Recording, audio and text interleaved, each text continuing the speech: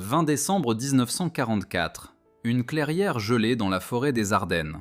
Un capitaine allemand nommé Otto Ullmann est accroupi derrière une congère, des jumelles pressées contre ses yeux, observant quelque chose qu'il ne peut expliquer. À 200 mètres de l'autre côté de la clairière, 12 soldats américains sont cloués au sol derrière un talus de chemin de fer. Il les a comptés. Il sait que leur officier est mort. Il a regardé le lieutenant tomber il y a 30 minutes, fauché par les tirs de la MG-42 de son unité. Il a vu le corps s'effondrer et rester immobile sur la neige. Selon toutes les règles de la guerre que Ullmann a apprises à l'école d'infanterie de Doberitz, ces 12 Américains devraient maintenant faire l'une de ces trois choses. Ils devraient battre en retraite, ils devraient se rendre, ou ils devraient être blottis exactement là où ils sont, attendant qu'un nouvel officier soit envoyé depuis l'arrière. Au lieu de cela, ils font quelque chose que ces jumelles n'arrivent pas tout à fait à saisir. Ils bougent. 2 d'entre eux ont rampé dans un fossé de drainage et ont disparu. 3 autres se sont décalés vers la gauche, là où le talus s'incline, et tirent maintenant dans les bois sur son flanc droit. Un sergent, dont Ullmann peut voir les chevrons sur la manche à travers les bourrasques de neige, a rampé dans l'autre direction et fait signe à un fusilier équipé d'un fusil automatique Browning qui prend une nouvelle position de tir à 20 mètres de là. Personne ne crie, personne n'utilise de radio. Le lieutenant est toujours mort. Et pourtant, sous les yeux du capitaine, l'escouade se réorganise d'elle-même en une embuscade de flanc visant précisément le nid de mitrailleuses allemand qui vient de tuer son officier. Ullmann baisse ses jumelles. Il se tourne vers son estafette, un jeune de 19 ans nommé Karl, et dit quelque chose que des officiers allemands dans 3 autres clairières, dans 3 autres affrontements cette même semaine brutale, disent presque mot pour mot. Il dit en allemand « Bon sang, qui commande ces hommes ?» Karl n'a pas de réponse. Le capitaine non plus. Pas plus qu'en janvier 1945, aucun des hauts généraux allemands réunis en secret dans un manoir de la campagne anglaise convertie au nord de Londres, où des officiers du renseignement britannique enregistrent chaque mot que les prisonniers prononcent à leur insu. Car la question que ce capitaine a murmurée dans la neige ce matin-là est la question sur laquelle repose toute cette enquête. La Wehrmacht était l'armée qui avait inventé le concept moderne de commandement décentralisé. La doctrine avait un nom, Auftragstaktik, la tactique de mission. Dites à un subordonné ce qu'il doit accomplir. Ne lui dites jamais comment faire et faites-lui confiance pour trouver le reste. Les Allemands formaient leurs officiers à cette idée depuis plus d'1 siècle. Ils avaient construit le système de commandement le plus flexible sur Terre. Ils l'avaient utilisé pour conquérir la France en 6 semaines et pour pousser jusqu'aux portes de Moscou en 5 mois. Et à l'automne 1944, lorsque leur propre capitaine regardait à travers les champs de neige et les haies des escouades américaines opérant sans ordre visible, ils ne pouvaient pas comprendre ce qu'ils observaient.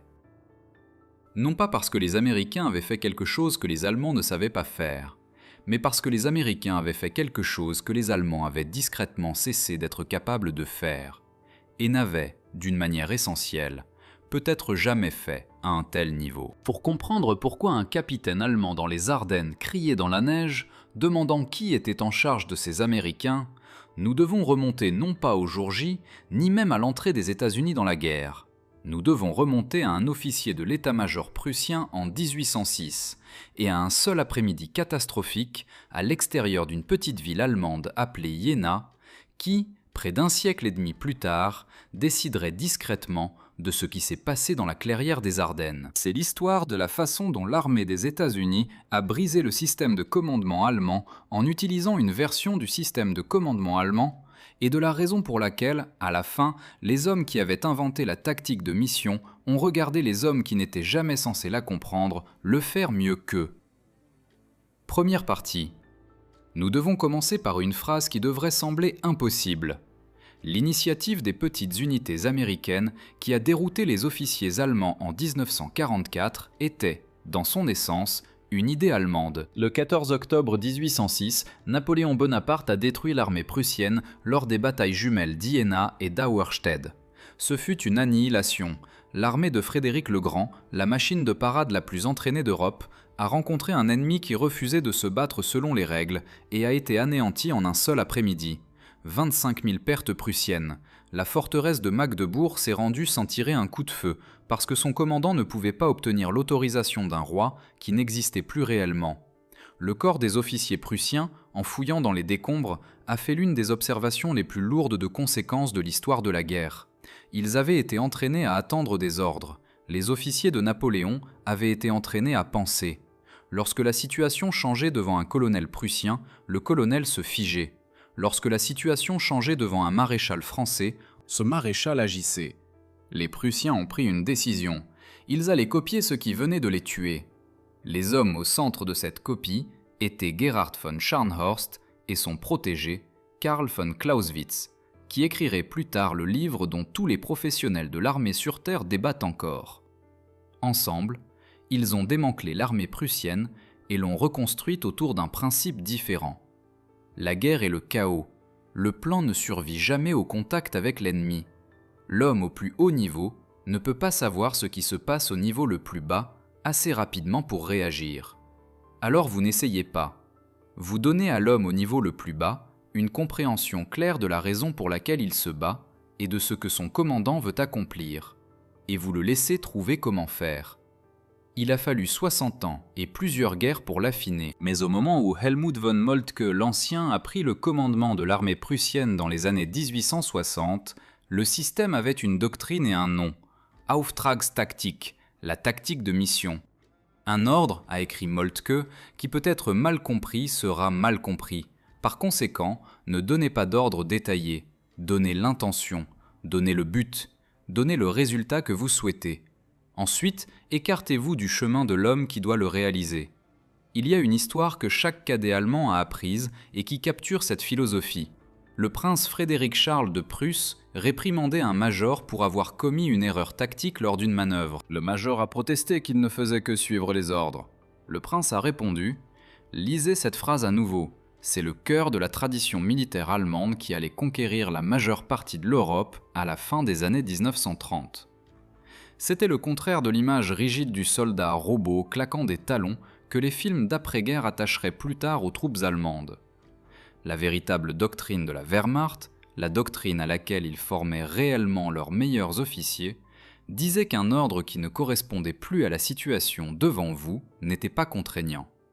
Vous étiez obligé de l'ignorer et d'accomplir ce que l'ordre avait pour but d'accomplir. En 1933, cette doctrine avait été codifiée dans un manuel appelé Truppenführung, le commandement des troupes, qui reste l'un des documents militaires les plus étudiés jamais écrits. Il disait clairement que la guerre est le royaume de la friction et de l'incertitude. Le commandant sur place doit être libre de décider. L'initiative est le devoir de chaque officier et de chaque sous-officier. L'hésitation est un plus grand péché qu'une mauvaise décision prise activement.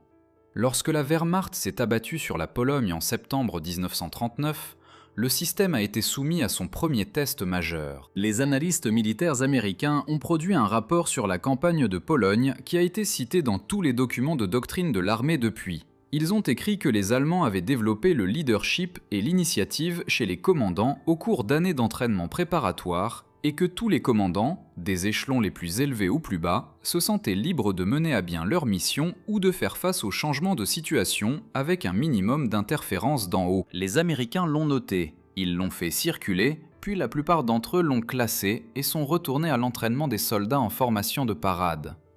Lorsque la France est tombée 6 semaines après l'invasion allemande en mai 1940, le monde a vu ce que l'Auftragstaktik pouvait faire à son apogée. Erwin Rommel, alors commandant de division, a été célèbrement trouvé à 50 km en avant de son propre quartier général parce qu'il croyait que sa place était au front, là où la situation changeait de minute en minute. Les jeunes officiers allemands fonçaient à travers le nord de la France, prenant leurs propres décisions sur les routes à emprunter, les ponts à saisir, les unités françaises à contourner. Les Français, en revanche, opéraient sur un cycle de commandement qui prenait 24 heures pour convertir une observation de première ligne en un ordre. Ils menaient toujours la bataille de la veille. C'était l'armée allemande que les Américains ont rencontrée pour la première fois en février 1943, dans la neige et la poussière d'un col de montagne tunisien appelé Kasserine. Les officiers américains avaient lu le rapport sur la Pologne. Ils savaient sur le papier à quoi ils étaient confrontés. Cela ne les a pas sauvés. Le résultat fut la pire défaite unique que l'armée des États-Unis subirait sur le front occidental pendant toute la guerre. Les forces américaines ont été anéanties, dispersées sur 30 miles de désert, 6500 hommes perdus en 5 jours, plus de 200 chars détruits ou abandonnés. Les commandants allemands ont regardé les décombres et ont conclu ce que leurs analystes leur disaient depuis 2 ans. Les Américains avaient des usines, ils n'avaient pas de soldats. Ils avaient de la richesse, ils n'avaient pas de guerriers. La Wehrmacht appelait les troupes américaines l'armée du dollar, et ce n'était pas un compliment. Et voici la chose à laquelle vous devez vous accrocher, la chose qui rend le reste de cette histoire extraordinaire. 18 mois après Kasserine, dans les haies de Normandie et les champs de neige des Ardennes, des capitaines allemands regarderaient à travers des jumelles des escouades américaines. Des escouades, 12 hommes, la plus petite unité tactique de toute l'armée, et ils ne seraient pas capables de comprendre qui était aux commandes. Ils ne seraient pas capables de prédire ce que l'escouade ferait ensuite. Ils ne seraient pas capables d'identifier le chef, parce qu'il ne semblait pas y en avoir un. Les hommes se déplaceraient simplement, comme s'ils savaient tous la même chose, sans qu'on le leur ait dit. Qu'est-ce qui avait changé ? C'est la question à laquelle nous devons répondre. Et la première partie de la réponse est arrivée sur une plage de Normandie le matin du 6 juin 1944, lorsqu'un régiment d'assaut américain tout entier a débarqué au mauvais endroit, a perdu presque tous ses officiers dans les 10 premières minutes et a fait quelque chose pour lequel ses défenseurs allemands n'avaient aucune catégorie doctrinale. Deuxième partie, Omaha Beach, 6h30 du matin. La première vague de la compagnie A du 116e régiment d'infanterie de la 29e division d'infanterie, les Stonewallers, descendants de la brigade confédérée autrefois commandée par Stonewall Jackson, sont descendus des rampes de leur péniche de débarquement dans une zone de mort que les planificateurs allemands avaient passé 3 ans à concevoir. Le récit de l'historien officiel de l'armée sur ce qui s'est passé ensuite est l'un des documents les plus poignants de toutes les archives institutionnelles de l'armée des États-Unis. Dans les 10 minutes qui ont suivi l'abaissement des rampes, la compagnie A avait cessé d'exister en tant qu'unité de combat. Chaque officier était une victime. Chaque sergent était une victime. Les hommes qui pouvaient encore bouger étaient allongés dans le ressac. Certains cachés derrière des obstacles de plage. Certains derrière les corps des hommes qui étaient morts à côté d'eux. Certains avaient rampé jusqu'à la digue, le petit talus de galets ronds qui courait le long de l'arrière de la plage, et y étaient cloués par les tirs croisés de mitrailleuses provenant des falaises au-dessus. Selon tous les calculs allemands concernant les troupes américaines, ce qui aurait dû se passer ensuite était simple. Avec ses officiers morts, la compagnie A était censée s'effondrer. Les hommes étaient censés rester là, paralysés, jusqu'à ce qu'un nombre suffisant d'entre eux se rendent pour être évacués de la plage en tant que prisonniers, ou jusqu'à ce que la marée monte et noie les blessés. C'était en fait ce à quoi les défenseurs allemands des points d'appui des Widerstandsnester avaient été invités à s'attendre de la part des conscrits américains. Les soldats américains, disait la note d'entraînement allemande, ne fonctionneraient pas sans leurs officiers. Décapiter le commandement et l'unité s'effondre. Ce n'est pas ce qui s'est passé. Ce qui s'est réellement passé tout au long des 5 miles d'Omaha ce matin-là est l'un des actes collectifs d'improvisation de petites unités les plus extraordinaires de l'histoire de la guerre. Les hommes n'ont pas craqué, ils ne se sont pas rendus. Pour la plupart, ils n'ont même pas battu en retraite. Au lieu de cela, par groupe de 2, de 3, de 5 et de 10, sans ordre, sans plan, sans contact avec quiconque au-dessus d'eux, ils ont pris la même décision indépendamment et presque simultanément. Ils ont décidé que rester sur la plage, c'était la mort. Ils ont décidé que quelqu'un devait diriger, et ils ont décidé, chacun d'eux dans sa propre portion de la ligne, que ce quelqu'un allait devoir être eux. Il y a une histoire que Stephen Ambrose a enregistrée dans son histoire orale du jour J qui capture cela. Le sergent Lewis du 116e était allongé dans les galets lorsqu'un lieutenant nommé Leo van der Voort, que le sergent Lewis ne connaissait pas et sous le commandement duquel il n'était pas 5 minutes plus tôt, s'est levé et a dit avec des mots qui deviendraient presque un dicton populaire dans la 29e division par la suite. « Allons-y, bon sang, ça ne sert à rien de rester ici, nous allons tous nous faire tuer. » Ensuite, le lieutenant a couru vers un emplacement de canon allemand et a jeté une grenade par l'embrasure. Il n'a consulté personne, il n'a pas demandé d'autorisation. Il a regardé la situation et il a pris la décision qu'on avait dit à un cadet allemand dans les années 1860 qu'il devrait prendre si son pays lui demandait un jour de se battre. Et les hommes autour de lui, qui avaient toutes les excuses culturelles et bureaucratiques pour ne rien faire, l'ont suivi. Cela s'est produit encore et encore. Le général de brigade Norman Dutch Cotta, le commandant adjoint de la 29e division, a débarqué avec la deuxième vague, a marché à travers le chaos comme s'il était sur une route de campagne et a commencé à organiser des groupes d'hommes sans chef par la seule force de sa personnalité. À un moment donné, trouvant un groupe de rangers du 5e bataillon de rangers allongé derrière la digue, il est censé avoir prononcé les mots que les rangers de l'armée des États-Unis adopteraient plus tard comme leur devise officielle. « Rangers, ouvrez la voie ». Le lieutenant-colonel Max Schneider, le commandant du 5e bataillon de rangers, avait déjà pris une décision encore plus importante. Son bataillon avait reçu l'ordre de débarquer à la pointe du Hoc pour soutenir l'assaut de la falaise à cet endroit, mais le bateau guide avait été perdu, et les falaises étaient déjà un engagement clos. Schneider aurait pu attendre de nouveaux ordres. Il aurait pu tourner en rond au large. Au lieu de cela, il a détourné tout son bataillon de 1000 yards vers l'est, vers un secteur moins défendu d'Omaha, Dog Red, et a sauvé la vie de probablement 400 de ses propres hommes en le faisant. Il n'a demandé la permission à personne. Il a regardé la situation, et il a changé le plan. Mais la partie qui devrait vous faire vous arrêter et réfléchir, la partie sur laquelle les officiers allemands, lorsqu'ils ont commencé à interroger leurs propres prisonniers survivants des mois plus tard, n'ont cessé de revenir avec quelque chose qui résonne dans les transcriptions presque comme de l'admiration. Ce n'étaient pas les généraux et ce n'étaient pas les colonels. Les généraux et les colonels étaient la partie que les Allemands comprenaient. Chaque armée a des officiers qui vont improviser. La partie que les Allemands n'arrivaient pas à situer était ce qui se passait au niveau de l'escouade. Cela se passait avec des simples soldats. Un jeune homme nommé soldat Carlton Barrett du 18e régiment d'infanterie de la 1re division d'infanterie, âgé de 25 ans et originaire du nord de l'État de New York. Aucune formation spéciale, aucun grade, a débarqué en eau profonde sous le feu, a laissé tomber son fusil et au lieu d'essayer de se sauver, a passé le reste de la matinée à nager à nouveau dans le ressac pour traîner les hommes blessés sur le rivage. Personne ne lui a dit de le faire, personne n'aurait pu lui dire de le faire. La chaîne de commandement autour de lui ne fonctionnait plus. Il a décidé de ce que la situation exigeait et il l'a fait.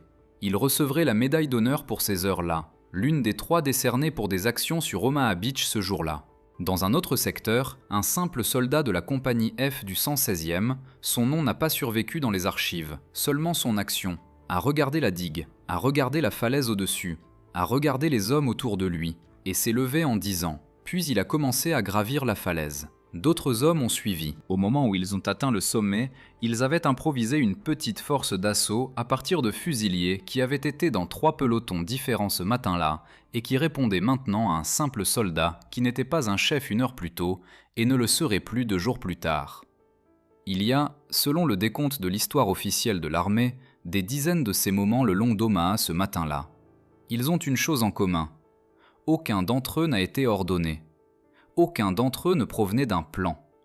Ils venaient d'hommes individuels, dans des fragments individuels de la ligne, qui ont regardé la situation et ont pris une décision qu'ils n'étaient pas formellement autorisés à prendre. Lorsque les prisonniers allemands ont été interrogés sur Omaha plus tard cet été-là, la question qui revenait sans cesse du côté allemand était étrange pour des soldats d'un pays qui avait inventé l'Auftragstaktik. Les Allemands n'arrêtaient pas de demander aux officiers du renseignement américain qui commandait ces petites unités.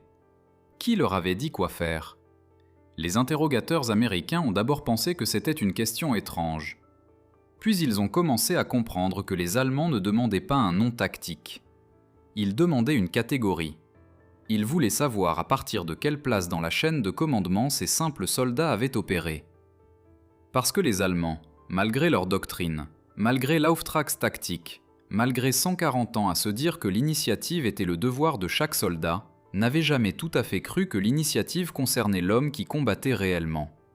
Ils avaient construit un système qui donnait du pouvoir au capitaine, au major et au Oberleutnant. Ils n'avaient pas construit un système qui donnait du pouvoir aux hommes dans les trous de renard.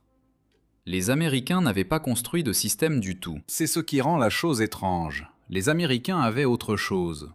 Ce que c'était et d'où cela venait est la partie de l'histoire qui a commencé à devenir visible dans les haies de Normandie, 6 semaines après Omaha, lorsque les divisions allemandes se sont retrouvées à perdre position après position face à de petites unités américaines qui ne suivaient aucune doctrine que les Allemands reconnaissaient. Mais avant d'entrer dans les haies, il y a une chose que je veux vous demander de retenir à propos de Carlton Barrett. Il avait 25 ans. Il était un appelé. Il avait été ouvrier dans le nord de l'État de New York avant la guerre. Personne au centre d'incorporation ne l'avait identifié comme ayant l'étoffe d'un chef. Il était, selon toutes les mesures formelles utilisées par l'armée des États-Unis en 1944, un homme ordinaire.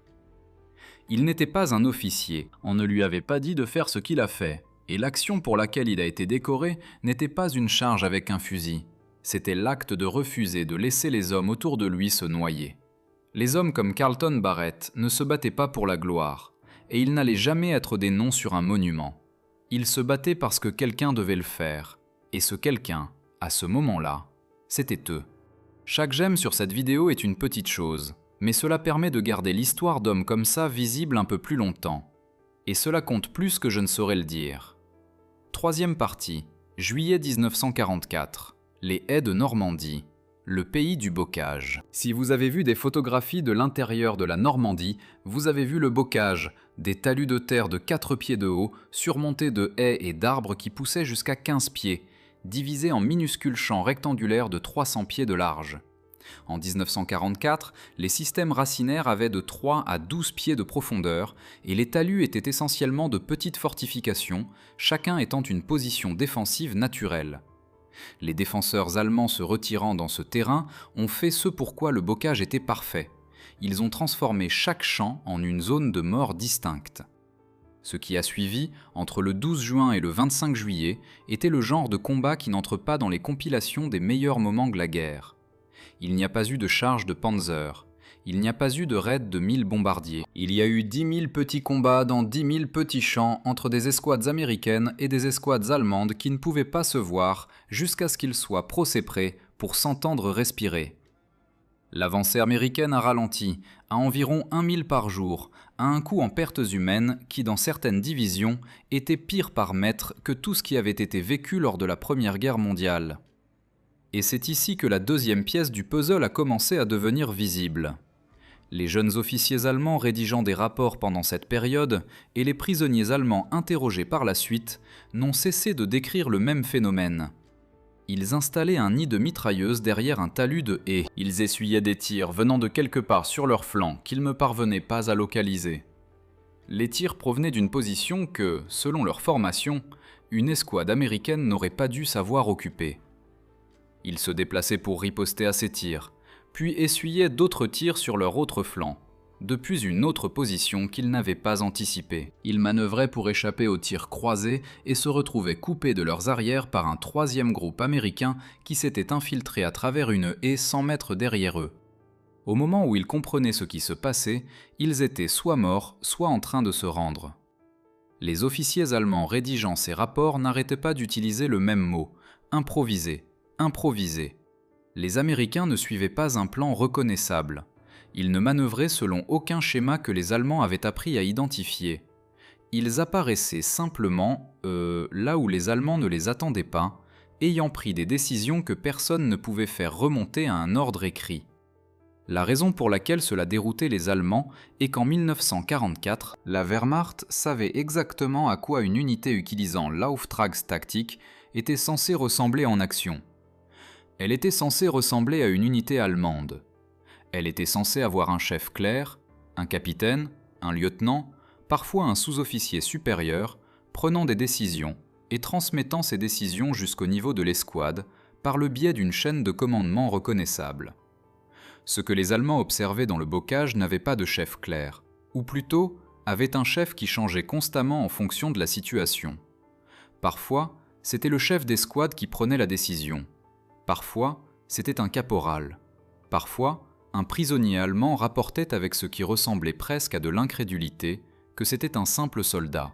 Un simple soldat qui avait repéré une opportunité, communiqué avec 2 de ses amis et agi de sa propre initiative, sans un seul mot de son sergent. Cela se produisait en raison de quelque chose que l'armée des États-Unis n'avait jamais couché par écrit sous forme de doctrine, car elle n'en avait pas besoin. C'était quelque chose que les hommes américains avaient apporté avec eux d'ailleurs. Je veux vous présenter l'un de ces hommes. Il s'appelait le sergent Curtis Cullin. Avant la guerre, il avait été assistant de promotion des ventes pour un distributeur de spiritueux à Cranford, dans le New Jersey. Il n'avait aucune formation en ingénierie. Il avait 29 ans. Il avait un tempérament calme et l'habitude d'écouter les plaintes des autres hommes sans les interrompre, pour ensuite dire quelque chose d'utile 3 jours plus tard. La plainte qu'il écoutait au début du mois de juillet 1944 concernait le bocage. Plus précisément, le fait que lorsqu'un char Sherman américain essayait de grimper par-dessus l'un de ses talus, le ventre du char s'exposait aux Allemands de l'autre côté. Le blindage ventral du Sherman était la partie la plus fine du véhicule. Une équipe de Panzerfaust dans le champ voisin pouvait détruire un char simplement en attendant que son dessous se soulève vers eux. Le résultat était que les blindés ne pouvaient pas soutenir efficacement en infanterie dans le bocage. Lors d'une séance de remue-ménage dans son bataillon de chars, un soldat du Tennessee nommé Roberts a dit en plaisantant à moitié « Pourquoi ne mettons-nous pas des dents de scie à l'avant du char pour simplement couper à travers ces foutues choses ?» La plupart des hommes ont ri. Cullin n'a pas ri. Il est allé dans les débris des plages de Normandie, a récupéré de l'acier sur les obstacles anti-invasion allemands en hérisson tchèque, a découpé l'acier en dents et a soudé ses dents sur la proue d'un Sherman. Il a invité le commandant de son bataillon à assister à la démonstration. Le 14 juillet, le lieutenant-général Omar Bradley en personne est venu voir ce que Cullin avait construit. Il a regardé un Sherman accéléré à 10 000 à l'heure, percuter un talus et passer au travers. Pas par-dessus, au travers. Gardant son ventre caché, Bradley a ordonné une production de masse immédiate. En l'espace de 11 jours, au lancement de l'opération Cobra le 25 juillet, environ 500 dispositifs Rhino avaient été soudés sur des chars américains. Un vendeur de spiritueux avec un chalumeau avait résolu un problème contre lequel le reste d'un groupe d'armées avait jeté des bataillons d'infanterie pendant 6 semaines. Je vous parle de Cullin parce que son histoire est la même que celle des escouades sans chef sur la plage d'Omaha, juste à une échelle différente. Le système militaire américain avait, presque par accident, créé une culture dans laquelle un sergent engagé, face à un problème, se sentait en droit, c'est le mot juste, en droit de le résoudre. Non pas d'attendre que quelqu'un le résolve, non pas de s'en remettre à un ingénieur quelque part plus haut dans la hiérarchie, mais de le résoudre lui-même avec ce qui lui tombait sous la main, puis de démontrer la solution à un général 3 étoiles. D'où cela venait-il ? Cela ne venait pas d'un manuel. L'armée américaine n'avait pas de tradition d'Auftragstaktik. Le corps des officiers américains en 1939 avait été petit, endormi et rigidement hiérarchisé. Les manuels d'entraînement de l'infanterie des premières années de la guerre étaient détaillés et prescriptifs, d'une manière que les manuels allemands n'étaient pas. La doctrine américaine sur papier disait aux sergents quoi faire. La doctrine allemande sur papier disait aux sergents de se débrouiller. Mais les sergents américains ne lisaient pas le manuel. Les sergents américains étaient le produit de quelque chose que le manuel ne pouvait pas capturer. Ils étaient le produit d'un pays qui avait passé 150 ans à dire à ses jeunes hommes qu'ils n'avaient pas besoin de permission. Des services de pompiers volontaires, des parties de baseball improvisées organisées sur des terrains vagues sans un adulte en vue, des garçons de ferme qui conduisaient la moissonneuse-batteuse familiale depuis l'âge de 14 ans, des mécaniciens automobiles qui avaient démonté des moteurs de Ford Model T sur la table de la cuisine, des ouvriers du bâtiment qui avaient construit des granges en 2 jours de levage sans un seul jeu de plans architecturaux.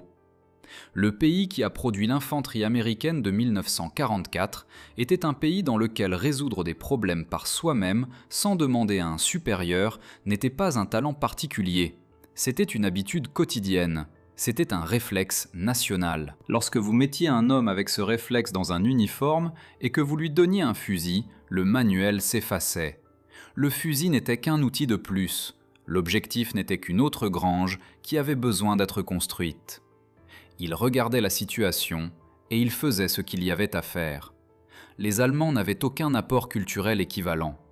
Le jeune Allemand des années 1930 avait été élevé dans une société qui valorisait l'obéissance à l'autorité légitime comme une vertu morale, dans un État qui avait passé une décennie à lui dire systématiquement que le Führer pensait pour la nation. Sa formation à l'Auftragstaktik, lorsqu'il la recevait, était une couche doctrinale superposée à une fondation culturelle qui était à l'opposé de ce que la doctrine exigeait. On pouvait lui apprendre à prendre des initiatives, mais tous les autres signaux de sa vie lui disaient que l'initiative était une chose dangereuse pour un homme sans grade. Le simple soldat allemand en 1944 attendait son sergent. Le simple soldat américain en 1944, de plus en plus souvent, ne s'attendait même pas lui-même. Il bougeait, tout simplement. Il y a une citation qui est devenue presque un cliché dans les cercles militaires américains, attribuée à un général allemand anonyme après la guerre. Elle dit ceci: « La raison pour laquelle l'armée américaine s'en sort si bien en temps de guerre est que la guerre est un chaos et que l'armée américaine le pratique quotidiennement. » C'est généralement raconté comme une blague, parfois comme une insulte, parfois comme un compliment ambigu. Mais le général allemand, quel qu'il fût réellement, touchait à quelque chose de vrai.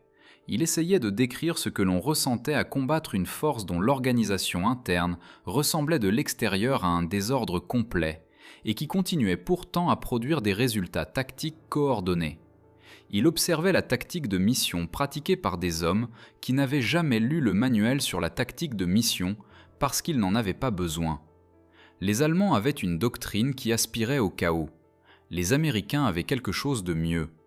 Les Américains avaient été élevés dans le chaos. Ils étaient déjà ce que les Allemands essayaient encore d'apprendre à être. Mais cela soulève une question évidente. Si la doctrine allemande était si flexible, si responsabilisante, si en avance sur toutes les autres armées de la Terre, pourquoi échouait-elle en 1944 ? La doctrine existait toujours. Le manuel disait toujours la même chose. Qu'est-ce qui avait changé au sein de la Wehrmacht pour que, juste au moment où les Américains apprenaient enfin à se battre, les maîtres originaux de la tactique de mission aient cessé de pouvoir l'utiliser ? La réponse à cette question est la partie de l'histoire qu'aucun général allemand n'a jamais racontée publiquement. Ils se la sont racontée en privé dans un manoir de campagne anglais reconverti où ils ignoraient que des microphones tournaient. Et ce qu'ils ont dit dans ces pièces est l'un des documents les plus discrètement dévastateurs à être sortis de toute la guerre. Quatrième partie. Pour comprendre ce qui était arrivé à l'armée allemande à l'automne 1944, il faut comprendre ce que l'armée allemande était devenue. Et la façon la plus simple de le voir est de comparer deux divisions allemandes, non pas sur le papier, mais dans ce qu'il y avait réellement à l'intérieur. La 21e division Panzer, qui a combattu en France en 1940 et a été reconstruite à temps pour le jour J, était, du moins dans son corps d'officier, le type d'unité pour lequel l'Auftragstaktik avait été conçu. Ces jeunes officiers avaient été formés dans les années 1930, lorsque l'armée allemande avait encore des années pour les développer. Ces sergents avaient 10 ou 15 ans d'uniforme. Ces capitaines avaient servi en Pologne, en France et sur le front de l'Est. Ils avaient été inscrits dans la doctrine, et la doctrine avait été inscrite en eux. Lorsqu'un chef de peloton de la 21e division Panzer recevait un objectif en 1944, on pouvait lui faire confiance pour trouver comment le prendre, car il prenait des objectifs de ce genre depuis 5 ans. Regardez maintenant la 352e division d'infanterie, qui défendait réellement la plage d'Omaha le matin où Carlton Barrett sortait des hommes blessés des vagues. La 352e avait été formée en novembre 1943. Elle avait à peine 7 mois. Son noyau avait été tiré d'unités brisées, renvoyées du front de l'Est, où la division d'infanterie allemande moyenne avait une espérance de vie de quelques mois, et non d'années. Ces jeunes officiers étaient un patchwork de survivants et de remplaçants. Beaucoup de ces hommes avaient été promus plus vite qu'ils ne l'auraient jamais été en 1939 parce qu'il ne restait personne d'autre. Ces sous-officiers étaient inexpérimentés. Beaucoup de ces fusiliers étaient des adolescents ou des hommes dans la quarantaine reclassés, alors que la doctrine dans les manuels des années 30 disait la même chose. C'était l'histoire de toute l'armée allemande. À la mi-1944, le front de l'Est avait dévoré le corps des officiers expérimentés. Selon des estimations approximatives, la Wehrmacht avait subi de l'ordre de 3 millions de pertes en Russie au moment du jour J. Les hommes qui meurent en premier dans n'importe quelle armée sont les hommes qui dirigent depuis le front. L'Auftragstaktik exigeait des chefs qui dirigeaient depuis le front. Ainsi, l'Auftragstaktik tuait ses propres praticiens. Chaque commandant de compagnie allemand couronné de succès qui s'exposait pour lire la situation se faisait tuer en lisant la situation et était remplacé par un homme qui n'était jamais allé au front auparavant, qui n'avait donc pas l'expérience pour la lire et qui était donc plus susceptible soit de mourir, soit de se rabattre sur le suivi de ce que disait le manuel. La doctrine se dévorait elle-même. Il y avait un deuxième problème, et le deuxième problème était pire, Hitler. Dans les premières années de la guerre, lorsque l'Auftragstaktik fonctionnait à pleine puissance, le haut commandement allemand laissait ses généraux mener leurs propres batailles. Les maréchaux recevaient des missions et on leur faisait confiance pour trouver comment les accomplir. En 1942, après les premiers revers sur le front de l'Est, cela avait commencé à changer. En 1944, cela s'était complètement inversé. Hitler avait personnellement pris le contrôle des décisions opérationnelles jusqu'au niveau du bataillon dans certains secteurs. Les tristement célèbres ordres de Quad 6. La microgestion obsessionnelle depuis la tanière du loup, le renvoi de tout général qui faisait preuve de jugement indépendant. Manstein et Rundstedt, tous renvoyés, rappelés et renvoyés à nouveau, avaient brisé la confiance au cœur du système. Un commandant de division allemand en 1944 ne pouvait plus être sûr que son initiative serait récompensée. Il ne pouvait être sûr que du fait qu'une mauvaise décision mettrait fin à sa carrière, peut-être à sa vie, et que le choix le plus sûr était toujours d'attendre un ordre explicite d'en haut. L'Auftragstaktik exige de la confiance entre le commandant et le commandé. Hitler avait passé 2 ans à détruire systématiquement cette confiance. Au moment où les alliés occidentaux ont débarqué en France, le système de commandement allemand était devenu dans la pratique l'opposé de ce que sa doctrine exigeait. Il était devenu un système dans lequel les jeunes officiers attendaient la permission, parce que les hommes qui n'avaient pas attendu la permission avaient été fusillés ou limogés.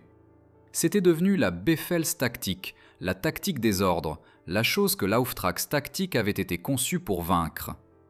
Et voici la plus cruelle des ironies. À mesure que le système de commandement allemand devenait plus rigide, le système de commandement américain devenait plus flexible. Les Américains ne le faisaient pas exprès. Ils n'avaient pas lu Moltke. La plupart des officiers américains n'avaient jamais entendu le mot Auftragstaktik. Les Américains le faisaient parce que leurs hommes, ceux qui avaient été élevés dans des services de pompiers volontaires et des parties de baseball improvisées, n'arrêtaient pas de faire des choses par eux-mêmes et de s'en tirer à bon compte. Et le corps des officiers américains, un corps d'officiers jeunes, promus rapidement et formés par la guerre, n'arrêtait pas de remarquer que lorsqu'ils laissaient leurs sergents improviser, les improvisations fonctionnaient. Alors ils les laissaient faire. Il n'y a eu aucune décision consciente, il y a juste eu une boucle de rétroaction positive. L'armée a cessé de rédiger des ordres détaillés parce que les hommes n'en avaient pas besoin. Les hommes ont cessé d'en avoir besoin parce que les ordres étaient devenus de la confiance. En décembre 1944, l'inversion était complète. Et le 22 décembre, dans une petite ville carrefour belge appelée Bastogne, que l'armée allemande avait complètement encerclée, l'inversion a produit un moment qui fait désormais partie du folklore américain. La 101e division aéroportée se trouvait à Bastogne en raison de l'une des plus grandes réactions improvisées de toute la guerre. Lorsque l'offensive allemande des Ardennes a percé le 16 décembre, la 101e était en réserve en France pour se rééquiper. En quelques heures, les hommes étaient chargés dans des camions. En un jour, la division, moins son général commandant qui se trouvait aux États-Unis, roulait par un temps glacial vers une ville dont aucun d'entre eux n'avait entendu parler, sans ordre clair sur ce qu'il fallait faire une fois sur place. Le commandant par intérim était le général de brigade Anthony McAuliffe, le commandant de l'artillerie, soudainement responsable de la défense à l'échelle d'une division, d'un carrefour routier critique, avec 3 corps allemands se refermant sur lui de multiples directions. McAuliffe n'a pas attendu d'instructions. Il a regardé la carte, a identifié Bastogne comme le nœud routier dont les Allemands avaient besoin pour leur pousser vers Anvers, et a décidé que son travail consistait à le leur refuser quoi qu'il arrive. Il a établi un périmètre et s'est largement effacé devant ses commandants de bataillon, qui se sont effacés devant leurs commandants de compagnie, qui se sont effacés devant leur chef de peloton, qui, le plus souvent, se sont effacés devant leurs sergents, ceux qui décidaient réellement quel trou d'homme creuser, quelle lisière de bois défendre, quand appeler l'artillerie, quand retenir le feu, parce que les silhouettes apparaissant à travers la neige pouvaient être des Américains revenant d'une position avancée.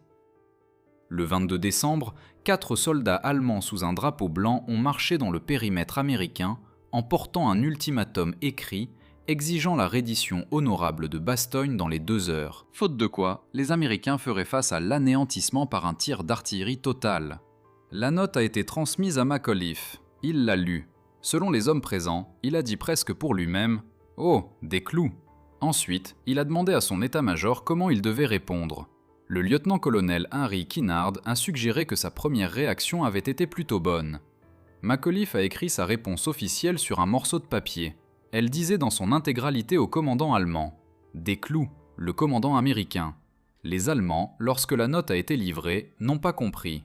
L'officier américain qui a apporté la réponse a dû expliquer que « des clous » était dans ce contexte un refus catégorique. Les Allemands, habitués à une armée où les redditions étaient soit ordonnées, soit refusées par les voies hiérarchiques appropriées, n'avaient jamais rencontré une réponse tout à fait comme celle-ci, écrite par un général de brigade agissant de sa propre autorité, sans aucune consultation du quartier général supérieur, dans un langage non approuvé par aucun règlement militaire d'aucune armée sur Terre. Ils avaient rencontré le système de commandement américain à pleine puissance. Bastogne a tenu. La 3e armée de Patton, qui avait réalisé sa propre improvisation étonnante, un pivotement de 90 degrés de 3 divisions dans des conditions hivernales en moins de 48 heures, a percé jusqu'au périmètre le lendemain de Noël. L'offensive allemande s'est effondrée, et dans la neige à l'extérieur de Bastogne, tout au long de cette longue semaine, les jeunes officiers allemands déposaient le même genre de rapport qu'ils avaient déposé en Normandie. Les Américains n'avaient aucune organisation apparente. Ils ne pouvaient pas être prédits. Ils se déplaçaient dans des directions qu'aucune doctrine reconnue par les Allemands n'aurait suggérées. Ils se comportaient comme si chaque homme sur la ligne savait d'une manière ou d'une autre ce que chaque autre homme était sur le point de faire. Si votre père ou votre grand-père a servi pendant la Seconde Guerre mondiale, dans n'importe quelle branche, sur n'importe quel théâtre d'opération, je serais honoré de lire leur histoire dans les commentaires. Quelle unité? Où ont-ils servi? De quoi se souvenaient-ils? Ces détails, les petites choses personnelles et spécifiques, comptent plus que n'importe quelle archive officielle. Ils constituent le véritable registre de ce qui s'est passé et ils méritent d'être préservés par les personnes qui les portent. 5e partie. En mai 1945, après la reddition allemande, les services de renseignement britanniques et américains étaient en possession de l'une des plus étranges collections de documents produites pendant toute la guerre. Il s'agissait des enregistrements de conversations secrètes entre des officiers supérieurs allemands capturés qui étaient détenus depuis 1942 dans un manoir reconverti au nord de Londres, appelé Trent Park. Les Allemands croyaient que Trent Park était un endroit confortable pour être prisonnier. La nourriture était bonne, les privilèges d'exercice étaient généreux. On leur donnait des jeux d'échecs et des livres avec libre accès au jardin. Ce qu'on ne leur avait pas dit, c'est que chaque pièce, y compris les chambres et les toilettes, était sur écoute. Des officiers du renseignement britannique, dont beaucoup étaient des réfugiés juifs allemands, étaient assis dans un sous-sol et transcrivaient chaque conversation que les généraux avaient, jour et nuit, pendant des années. Les transcriptions comptent environ 150 000 pages. Elles constituent aujourd'hui l'une des sources les plus précieuses dont nous disposons pour savoir ce que les hauts responsables militaires allemands pensaient réellement, par opposition à ce qu'ils ont écrit plus tard dans leurs mémoires soigneusement éditées. Et dans ces transcriptions, dans les conversations que les généraux allemands avaient entre eux lorsqu'ils pensaient que personne n'écoutait, la question de savoir pourquoi la guerre tournait mal revenait sans cesse. Ce qui est frappant, c'est ce qu'ils ne blâmaient pas. Ils ne blâmaient pas la supériorité matérielle américaine, du moins pas autant que leur mémoire d'après-guerre le ferait. Ils ne blâmaient pas la puissance aérienne alliée, autant que leur déclaration publique le ferait. Ils ne blâmaient pas Hitler autant qu'il le ferait plus tard. Ce sur quoi ils revenaient sans cesse, de la même manière que les hommes retournent à une blessure qui ne veut pas guérir, était quelque chose de plus inconfortable. Il n'arrêtait pas de décrire les troupes américaines comme un phénomène qu'il ne pouvait pas catégoriser. Un général capturé en Tunisie et détenu à Trent Park pour le reste de la guerre a dit à un autre général en 1944 qu'il avait personnellement interrogé des prisonniers américains et qu'il ne pouvait pas les comprendre. Ils étaient, disait-il, des individus. Ils ne se comportaient pas comme des soldats, au sens allemand du terme. Ils avaient des opinions. Ils se disputaient entre eux. Ils faisaient des blagues sur leurs officiers. Et pourtant, sur le champ de bataille, il se battait avec ce qu'il appelait un instinct pour la situation, qu'il n'avait jamais vu chez ses propres conscrits. Il ne peut pas concilier les deux observations. Dans son système de pensée, une armée d'individualistes ne devrait pas combattre efficacement. L'armée allemande avait été bâtie sur le principe que l'individualité devait être subordonnée à l'unité. Les Américains violaient ce principe, et d'une manière ou d'une autre, tiraient profit de cette violation. Un autre général, celui-ci commandant de Panzer, a décrit une bataille au cours de laquelle un peloton de chars américains, 4 chars, aucun officier, seulement un sergent-chef dans le véhicule de tête, avait déjoué toute une compagnie allemande par une combinaison de manœuvres dont le commandant allemand disait qu'elle n'avait aucune logique militaire qu'il pouvait identifier, mais qui fonctionnait quand même. Il a déclaré sur l'enregistrement que les Américains semblaient prendre des décisions plus vite que ces hommes ne pouvaient les observer. Lorsque son compagnon de captivité lui a demandé comment cela était possible, sa réponse fut presque philosophique. Il a dit que les Américains semblaient être un genre de soldats différents. Pas mieux entraînés, a-t-il pris soin de préciser. Pas plus courageux, pas plus disciplinés. Mais il a dit plus libres, affranchis, libres. Il a utilisé ce mot de la manière dont un homme utilise un mot qu'il a retourné dans sa tête pendant longtemps, sans en trouver un meilleur. Un troisième officier, dans une autre conversation que les transcripteurs britanniques ont enregistrée à la fin de l'année 1944, a été encore plus direct. Il a dit que l'armée allemande s'était enseignée à elle-même pendant 100 ans que le travail d'un officier était de penser et que le travail d'un soldat était de suivre. Le plus grand éloge que l'on pouvait faire à un soldat allemand était qu'il avait exécuté ses ordres avec précision. Les Américains, a-t-il dit, avaient enfreint cette règle et gagné la guerre grâce à cela. Le soldat américain n'avait pas besoin qu'on lui dise quoi faire, car il avait été élevé dans un pays qui ne lui avait jamais appris à attendre. Le soldat allemand attendait une permission qui avait cessé d'arriver. Il a dit cela en 1944 en tant que lieutenant général allemand dans une conversation qu'il croyait privée. C'est l'une des évaluations les plus honnêtes de l'effondrement de l'armée allemande qu'un officier allemand ait jamais faite. Elle n'apparaît dans aucun mémoire d'après-guerre. Et voici la partie que je trouve, chaque fois que j'y reviens, la plus remarquable. Les Allemands, dans ces conversations, n'avaient pas complètement tort à leur propre sujet. Ils avaient bâti une doctrine extraordinaire. L'Auftragstaktik était et reste vraiment l'une des grandes réussites de la pensée militaire. Le problème n'était pas la doctrine. Le problème était que la doctrine exigeait un genre de confiance entre les dirigeants et les dirigés que le système politique allemand ne pouvait pas maintenir, et un genre de fondation culturelle chez le soldat lui-même que la société allemande ne fournissait pas. Les Américains, qui n'avaient jamais mis cette doctrine par écrit, étaient tombés sur les deux par hasard. Ils avaient un corps d'officiers du temps de guerre qui faisait confiance à ses sergents parce qu'il n'y avait pas de temps pour autre chose. Et ils avaient des sergents qui avaient grandi dans une culture où l'on attendait de l'homme sur place qu'il agisse. L'escouade américaine qui a déconcerté le capitaine Ullmann dans les Ardennes ce matin-là n'opérait pas sans ordre. Ces hommes avaient absorbé les ordres si complètement, avec une compréhension si claire de ce que leur lieutenant avait voulu avant de mourir, et de ce que la bataille plus vaste exigeait, qu'ils n'avaient pas besoin qu'on leur dise quoi faire ensuite. Ils étaient la doctrine. Chacun d'entre eux était, dans sa propre portion de la ligne, à la fois le commandant et le commandé.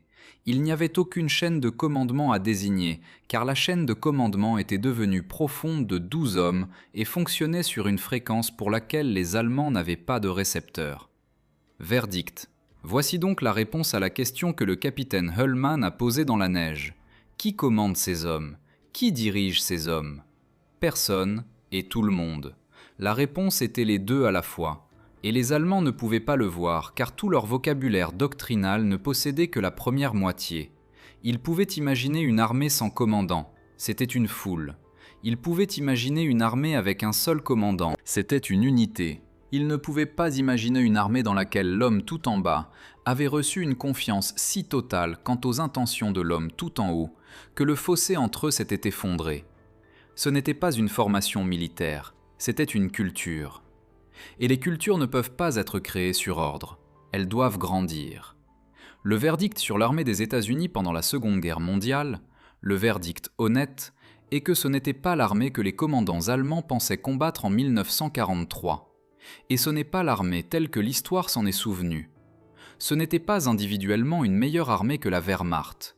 Le fantassin moyen de la Wehrmacht était probablement un opérateur tactique plus compétent, homme pour homme, que le GI moyen. Le corps des officiers de la Wehrmacht avait une tradition professionnelle plus longue. L'équipement allemand, dans de nombreuses catégories, était techniquement supérieur. Les Allemands avaient raison, de l'extérieur, de se considérer comme les soldats les plus dangereux. Ce en quoi ils n'étaient pas les plus dangereux, c'était le système. Le système américain, en 1944, était tombé par hasard sur une combinaison singulière.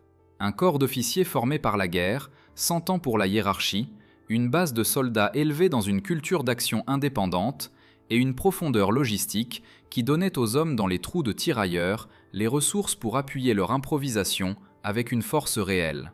Cela leur a permis de faire, par accident et par culture, la chose que l'armée allemande avait essayé de faire exprès et par la doctrine. Qui commande ces hommes ? Les Américains l'étaient tous, chacun d'entre eux dans sa propre portion de la ligne, sans permission, sans autorisation, sans le manuel que les Allemands avaient passé un siècle à écrire. Le capitaine Ullmann est fictif. Je devrais vous dire que ce nom est un substitut pour plusieurs vrais officiers allemands qui ont enregistré des observations presque identiques lors de l'offensive des Ardennes.